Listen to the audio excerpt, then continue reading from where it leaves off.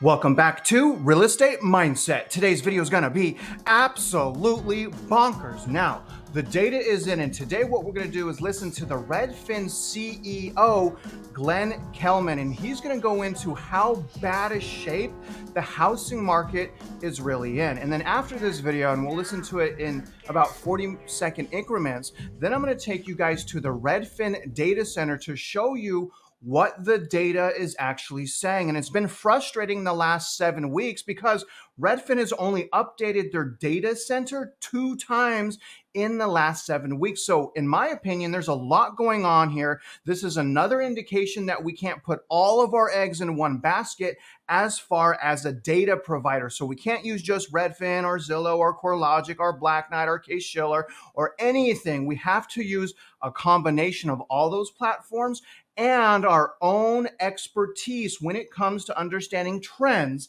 in our local housing market. But regardless, you guys understand that I am not a financial advisor, even though my bio is as a realtor, a loan officer, and a CE or continuing education instructor in real estate in Texas. And I got wrapped up in the last great financial crisis and had my own foreclosure, bankruptcy, and foreclosure. So I'm about being risk off and about being cautious when it comes to the biggest transaction of most people's lives, which is purchasing a home. But nevertheless, you guys, we're going to jump into the CNBC video right now. Redfin CEO Glenn Kelman. Glenn, welcome back. Good to see you.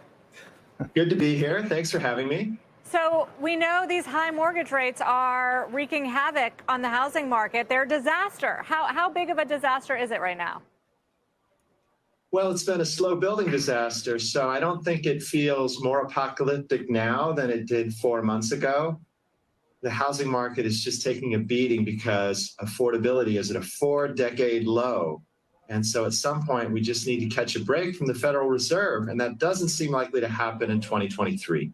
So he touched on something that is really, really important. The fact that affordability right now is at a 4-decade low. And normally when we don't have enough inventory, we don't have price cuts, days on market going up, prices going down. I mean, the market right now is completely and utterly backward. But also, let's not forget, we are in this mess because of the Federal Reserve. Essentially, we had interest rates too low for too long, well outside of COVID. So not only did they mess us up with that bailing out and that money printing and the low interest rates, they further messed us up March of this year in 2023 by bailing out the banks. Basically, when they were shaking that tree loose, hoping for disinflation or even deflation, the bank runs fell out of the tree and they had to inject liquidity back into the market. So in other words, we're in this mess from the Fed and we are suffering now because of the Fed.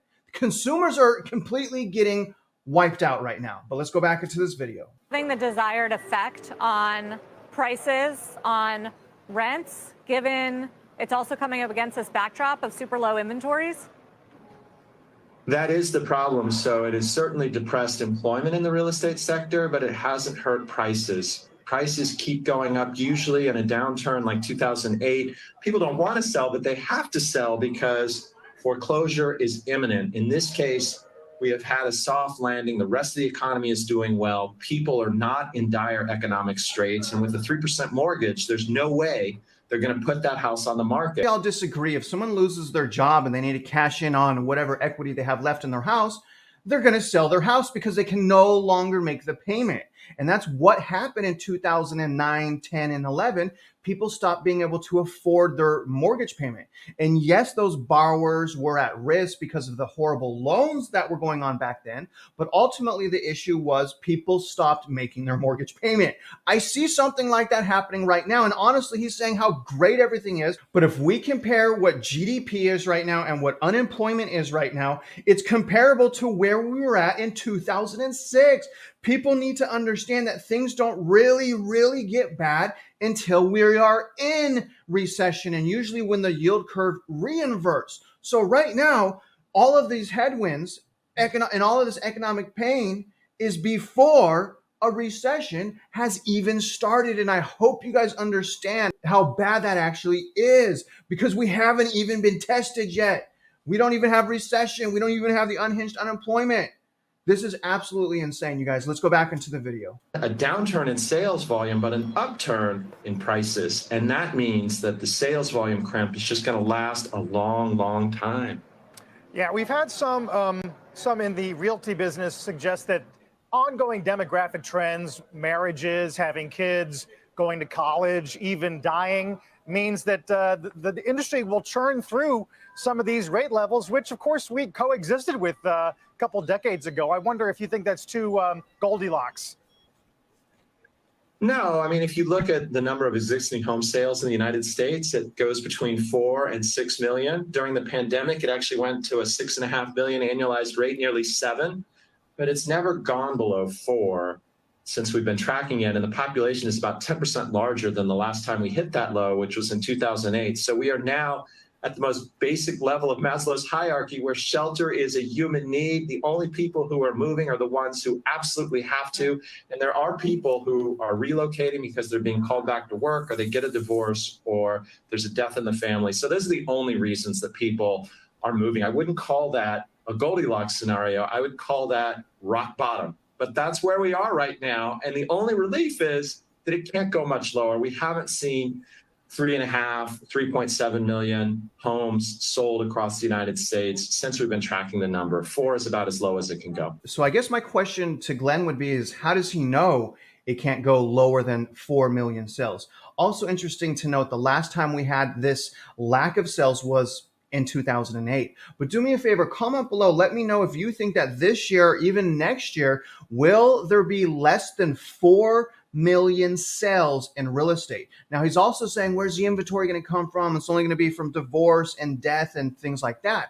But also, let's not forget, people are getting called back into work, and about 20% of people that are selling right now are selling because they can no longer afford to be homeowners. And then let's also ask ourselves, where could possibly inventory come from? Well, if we were going to talk about forced selling and inventory bombs, look no further than STRs. And I'm not talking about vacancy ratios. I'm not talking about the loss of profit for STRs or short-term rentals. What I'm talking about is the massive amounts of banning that is spreading around the nation. So we will get right now in the coming months, even right now and into the coming months, massive amounts of inventory from STRs, but also the long-term rental market is starting to show cracks and almost this close to a national average of deflation, which is negative price growth. And on top of that, you guys, the consumer continues to get beat up, and we're probably going to be elevated and doing quantitative tightening into 2025. Also, we have massive amounts of new building going on right now, and these massive, crazy buying incentives aren't working as well as they once did. And then the last thing, guys, institutional investors. Everyone's worried about the institutional investors. They're buying all the properties, and they're rightfully, and that's a rightful concern. However, right now, and think about this, we're actually getting inventory from institutional investors, not losing inventory. We're getting inventory. There's a lot happening right now. There's so many cross currents. There's so many headwinds. This is a really, really wild situation. But let's go back and listen to what Glenn has to say next. So then, Glenn, how are you thinking about and planning your business around 2024? Is it a recovery year for real estate? Are you making moves in anticipation around hiring agents or more downbeat? You remember when Rambo is asked, Rambo, how will you live? And he says, day by day. That's how we're planning this business. We can't look 3, 6, 9. I want to like Glenn, but again, what he represents though with real estate and investors, institutional investors, data providers and manipulation, I can't like him. But I want to, Glenn. I want to like you. Because y'all know he's getting beat up right now because sales are in the tank, prices are going down, and they really can't hide it anymore. 9 months out, what we face right now is 7.5% mortgages, 4 million annualized home sales rate. We're living in the now. And if things get better, that'll all be upside in the business. How is your business dealing with the changing rate environment? Can you be profitable? Can you make money in a down market like this? We can. We just have to reduce our costs. And so what we've done is cut non-core businesses, laid off some people, which I still feel ashamed about, but it's put us in a position where as we take market share, we can build a profitable business. But there's no free lunch here. We have to take someone else's lunch to be able to grow. Brutal. Because we are in a shrinking market, and we feel poised to take significant share over the next 6 to 9 months. I respect how honest he was right there, essentially saying the way he wins is by taking someone else's lunch. And that is how real estate works. Behind the scenes, I can assure you guys, it's a dog eat dog world, and it's very, very ugly. But let me ask you something. Do you think that the housing market is going to rebound in 2024? Personally, I don't think it's going to rebound in 2024. In fact, I think it's going to get worse in 2024 and in 2025. I don't think the rebound happens until we're in 2026 or further, because again, we don't have our recession, we don't have our unemployment, and right now they don't know how bad sales are actually going to get. Sales right now is killing the industry, in the mortgage industry and for realtors. It's absolutely melting down. And I find it really crazy that Glenn is saying that they've hit bottom as far as sales. And the reason I think that's so crazy is we're going into the fall and winter months. These are historically horrible times for the housing market. And on top of that, we're going into near 8% interest rates. I believe that the remaining part of this year, the housing market's going to go straight into the gutter, and the consumer hopefully gets smarter and smarter as time goes on and starts understanding right now is purchasing at one of the worst times in history to buy a house because they are overpriced. We're talking about the price here. They're way overpriced. The Redfin data center just updated. If you guys want to come here again. This is the data center. It's only updated twice in the last 7 weeks, but I wanted to show you guys new listings have pretty much been sideways the entire year, starting around when the government started bailing out the banks. So around March of 2023, it's just been sideways the whole time. But let me show you median sales price. So take a look at median sales price. Now, this is why I'm not paying attention to like Case-Shiller and Zillow, because those platforms are literally 2 to 3 months behind. That's why I continuously follow the 4-week rolling average of median sales price. And you can see that prices are going down. It peaked in the beginning of July, and they've been steadily going down. And I believe that they're going to end down here. But regardless, if you guys want to come back here to see what's really going on with prices, I suggest it. And according to the 4-week rolling average, we didn't even hit a new record. So all these stories we see with Case-Shiller, with Zillow, oh, we hit a new record, new record. Well, maybe they did with the algorithms that they're using. But if we did, we barely went over that record. So it's fair to say that still, if you purchased after 2022, more than likely, unless you got a great deal, you're upside down in your house. And we can also see here that the price cuts are surging. We have more price cuts right now than we did last year when house prices started going down. But the thing is the price cuts started last year when the Federal Reserve started doing quantitative tightening. You guys can see that just ran straight up. And unfortunately, this year it did not. It kind of stayed steady. And then around July, the price cuts started spiking. And then really in September, they started skyrocketing. So we'll keep our eyes on that. Take a look at months of supply. We are actually over where we were at last year. So we have more months of supply right now than we did at this time last year. There's an awful lot going on in the housing market, and I wouldn't be too bullish if I was you. In fact, I would be risk off. I'm taking my own money